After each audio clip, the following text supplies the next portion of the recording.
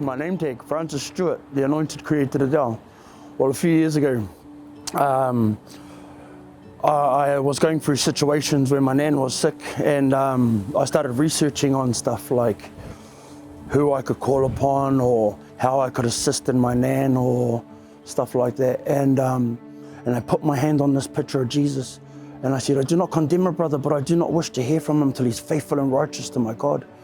And 10 minutes later after that, I had closed my eyes. Within about 2 minutes, I had a vision of God come to me in this corner of my head, in this dark thing, and sitting on his throne, shining in a white, that like a pure white. He said, Francis Stewart, anointed, created Adele. And then I heard these other three voices, created Adele, created Adele, created Adele.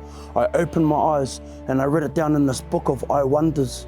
And ever since then, I've been involved in like a world that is unseen to us, where there was beautiful things in the skies. There's all sorts of types of things. I've seen, incredible things anyway. It's hard to really explain right now. This is our free store here in Wellington at St. Peter's Church. Gathers kai for the people. It has certain runs. It has 5 different runs. Thank you. Bye-bye. And these 5 specific runs go on their journeys, and they go through and pick up kai from restaurants, bakeries, Pandora's, where we get bread and stuff. We have a variety of people. We have people that are like, don't have homes, homeless people. We have people that don't really get a lot of food or stuff like that. Well, when I was in Auckland, I was also sleeping in my car too, and like with all these challenges that I've been going through of my connection to up in the sky here, I couldn't stay in a house because I wasn't hearing things correctly. I've got connections to stars, etc., where we have communication bases, and I couldn't do it living inside a house, so I actually moved into my car, so I had somewhere to stay for starters, and then it was nice and quiet in there. I could hear and see everything.